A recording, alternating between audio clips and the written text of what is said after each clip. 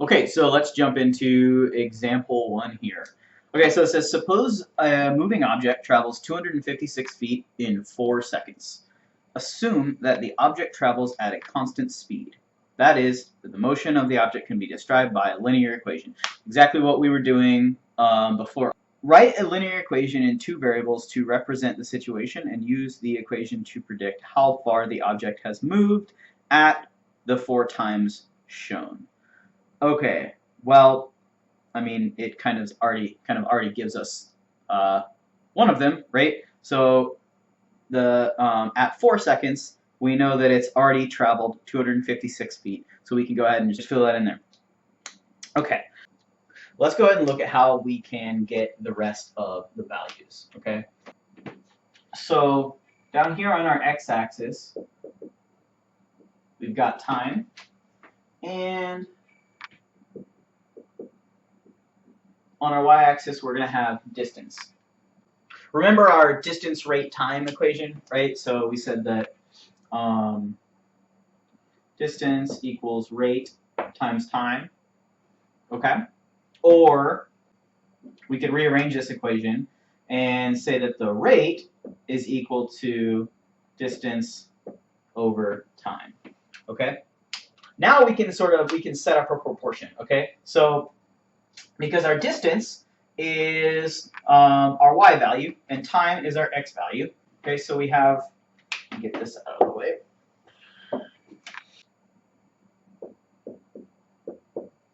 Okay, so let's look at the point that it gives us. So we know that in 4 seconds, it's gone 256 feet. Okay. So so this is the kind of proportion that we've been using really since the beginning of the year. But now I'm gonna manipulate it a little bit and get it into slope-intercept form so it looks a little bit more familiar. Okay. So what I'm gonna do is I'm gonna multiply x on both sides. Okay, and I'm gonna actually flip this guy around and put y over here. So we have y equals, the x cancels, and then we have 256 over 4 times x. All right. So now we are in slope-intercept form, right? Y equals something times x plus b plus something. And there is no b here, which means that our y-intercept is 0, so it's going to cross the origin.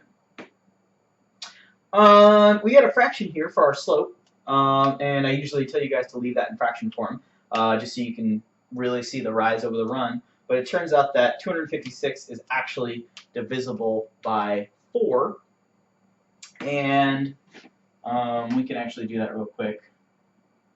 256 divided by 4 is going to give us 64. Okay, so we have that y equals 64x. Or you could say 64 over 1. Okay, so every 64 units we travel up, we're going to travel 1 over. Pretty steep graph there. So what we're going to do is we're going to use this equation here to figure out the rest of the values in our table. And what I challenge you guys to do now is to pause the video, take a second, and see if you can fill out the rest of the values in the table. So figure out what it is for 1 second, 2 seconds, and 3 seconds. And we already have it for 4. All right, pause the video and come back in a second. A few moments later. Okay, welcome back. We have our x value and our y value, and just to sort of use the language of this module, we have our input value, okay, and we have our function and our output value, okay.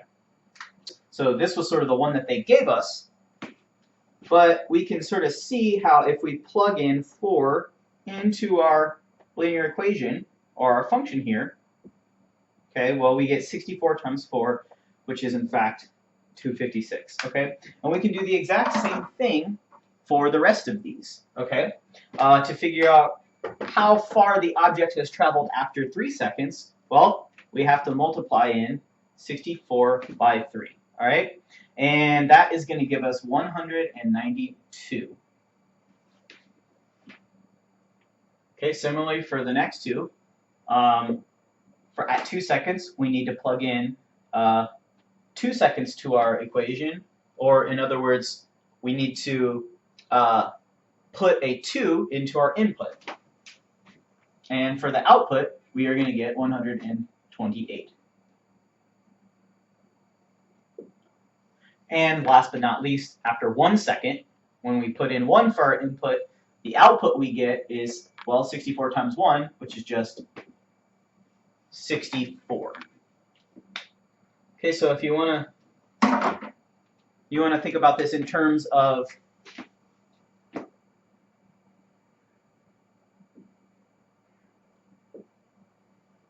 our little function machine, x is our input, y is our output again, and what's going on in the machine, in the box, is we're taking whatever our input is, and we're multiplying it by 64.